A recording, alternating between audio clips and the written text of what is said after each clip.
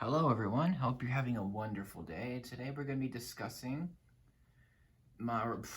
it's going to be my analysis, at least my initial analysis on the 2021 Lego Star Wars sets, which of course, that's my favorite theme.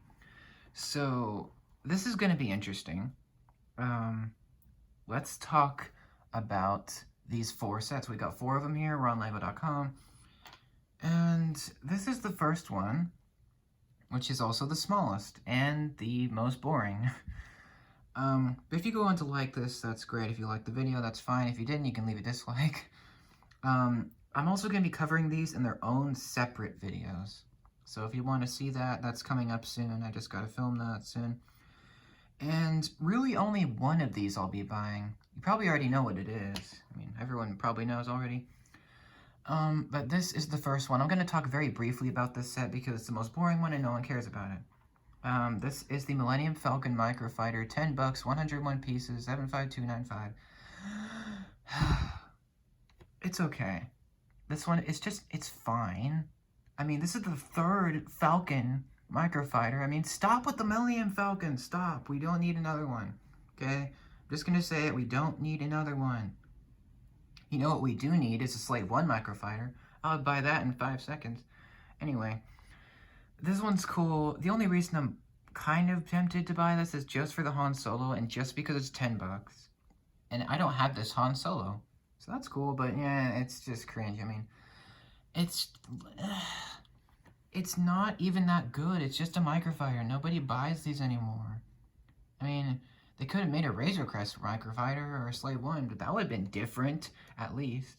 But this one is just, it's just cringe, okay? Here's the front of the box. Here's the back of the box. There's the set. It's so boring. Like, nobody buys these. Anyway. There's the Han Solo. Yeah, that's the only reason I care about this. And yeah, that's it. You can shoot stud shooters and you can shoot studs. Yeah, they need to stop doing this Millennium Falcon. I mean, we already got one. We already got 2 Millennium Falcons in the last year. Just stop, okay? Make new ships like the Razor Crest. At least that's a new ship. At least. Anyway. Yeah, I'm probably gonna buy this, but really, really low priority. Like my lowest priority ever. Because I already have a Han Solo. I don't need it. Like I need another set on this list. But yeah, this one's cool. It's cool, it's 10 bucks, it's cheap, it's nice, it's cool for kids and, people who like the Microfighters, but for me, it's just kind of getting annoying because it's literally the 3rd one. But I'll talk about this in its own video. Let's move on to the sets people actually care about, which is the Imperial TIE Fighter. Yeah, this one's 75300, about 40 bucks, good. Nice and cheap and affordable, and this is 432 pieces. That's bad. At least, well, it's not bad, but it's not good either.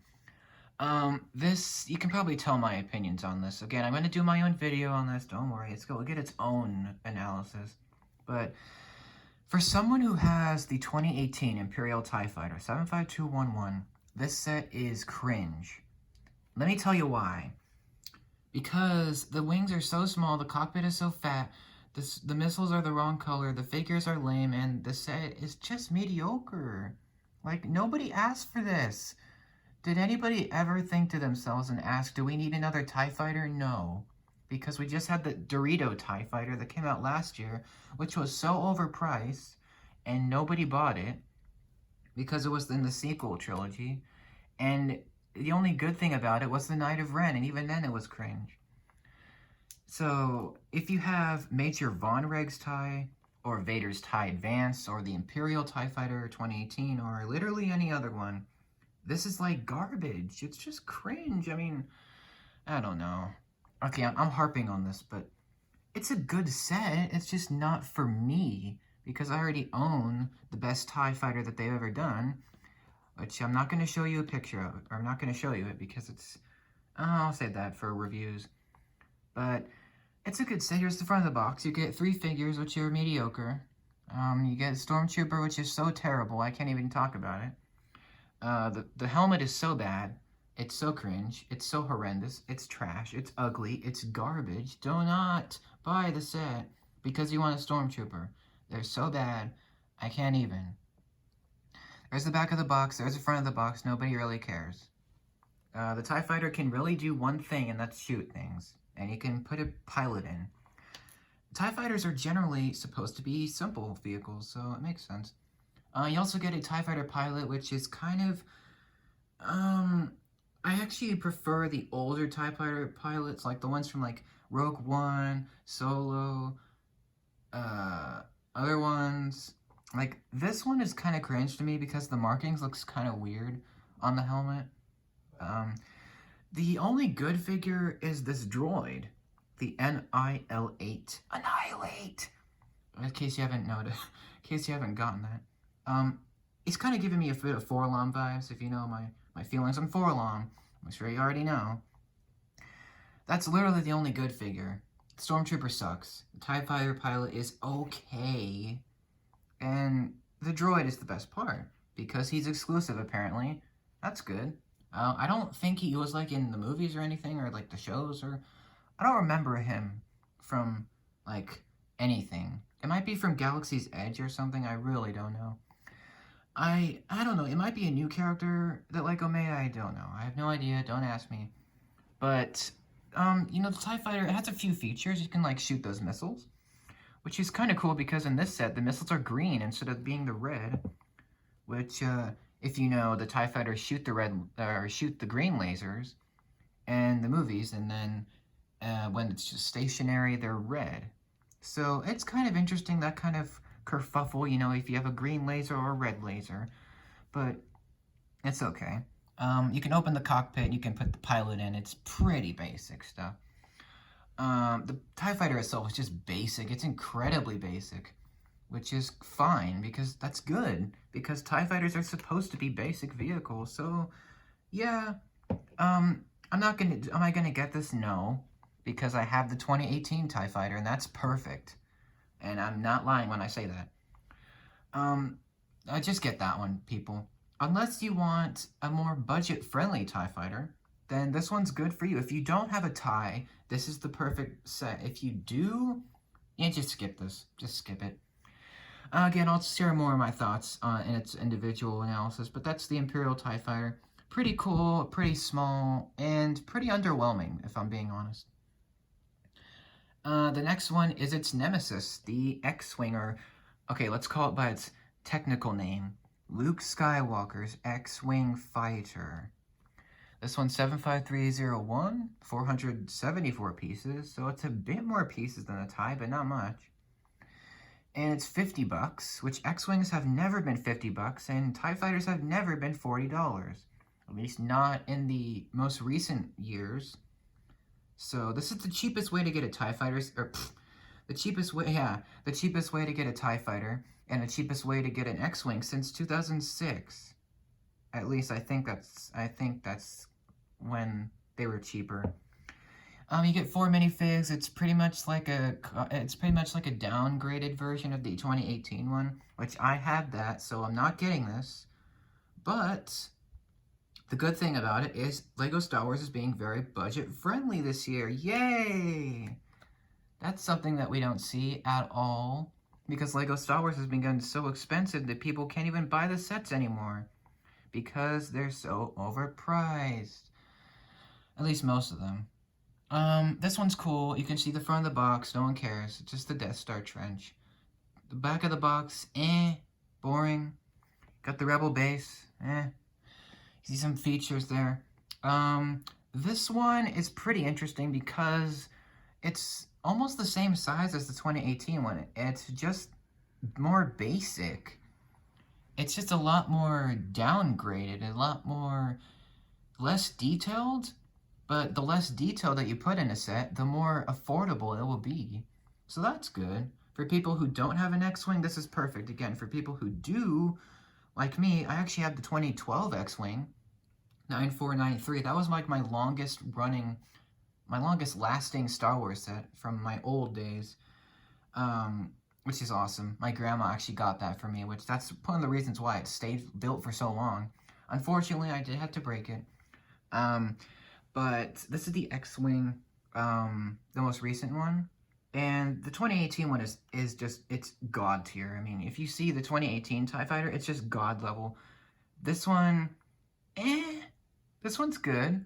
One of the biggest flaws is that the build is kind of basic, so it's kind of bare bones, which is okay. I mean, it's okay for kids because they wouldn't really care. I'd say this X-Wing is definitely more for kids, but you can get it if you don't have an X-Wing, which is nice. LEGO is actually being budget friendly. Again, with the TIE Fighter as well. It's got some stickers. You got the worst part about this is the non-retractable landing gear. That's the worst part about this. Is it, you can't retract it, which is okay. Got the missiles, and yeah, it's pretty good. Yeah, that's really all I have to say about this. It's really it. I'll share my in-depth thoughts when I do my own analysis of this, but that's the X-Wing fighter. You get 4 figures. Sorry, I forgot to cover those. You get R2-D2, which is R2 is okay. I mean, we get him every set. You get Luke Skywalker, which is fine. It's a basic one, or it's a given. You get Princess Leia, which that's really nice. You never see her in an X-Wing these days. And you get General Dodonna, which is a brand new figure. Yes, it's a brand new figure. You heard that right. It's pretty good, although I don't really care for him too much because I already have like 2 X-Wings. I don't need another one. So yeah, that's my thoughts on the X-Wing. Pretty cool set, just not for me. Pretty small. Let's talk about the set I am actually buying of these, which is the Mandalorian set. This is the way. And this is a small set, but very awesome. This is from Season 2. It's 75299. Trouble on Tatooine. 276 pieces. It's pretty awesome. You get Mandalorian, you get Baby Yoda, and you get a Tusken Raider, which no one cares about him. And, unfortunately, there's no Cobb Vanth, no Timothy Oliphant, no Marshall. That kind of sucks, but as long as we get Mandalorian, I'm fine. And unlike the Razor Crest and the AT-ST Raider, this is the first set to include the Beskar Mandalorian with the arm printing and all. Yes, you heard that right. He has arm printing. And you get 3 builds, which is very nice. You get a Tusken Raider's tent, at least half of one.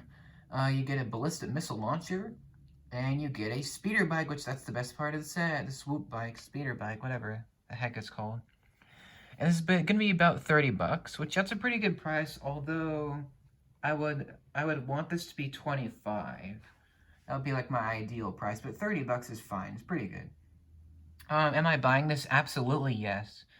Because first of all, it's a Mandalorian set, and second of all, this is the way. And third of all, this is the cheapest way to get Mandalorian and Baby Yoda. Because Mandalorian also comes in the AT-ST, which is 50 bucks, and then he also comes in the Razor Crest, which is $130. And yeah, they're kind of expensive to get Mandalorian, but if you want the Beskar one, this is the best bet. And this is from Season 2, which I'm not going to do any spoilers, I swear. There's not really much to spoil. But if you're wondering who Cobb Vanth is, sorry for that. He's a Season 2 character. But yeah, I'm definitely buying this. Oh, I'm definitely buying this. I'm going to buy it probably on Amazon, because I think they have like a $4 or $5 off sale, so that's where I'm going to get this. Again, I'm going to talk more about it when I, in their own analysis. So, yeah. But that's pretty much the end of the video. Hope you enjoyed. Hope you enjoyed my ramblings. There's the look at some of the figures there. You can see Mando in better detail. I'll cover this set in its own analysis. But this is the only one I really care about buying of these. So, it's just my opinions. But let me know what you guys think about these sets. Do you plan to pick up all of them, or just a couple, or just one? Or let me know. Do you guys have an X-Wing? Do you have a TIE Fighter? Do you have a Millennium Falcon? Do you have any of the previous Mandalorian sets? You looking forward to this Trouble on Tatooine? I know a bunch of you are. I know a bunch of you already have this set. So I'm going to get it soon. I just got to figure out when to get it. But yeah, that's the end of the video. Hope you enjoyed. And I'll see you guys in the next analysis, which will be probably pretty soon. And, have a great day.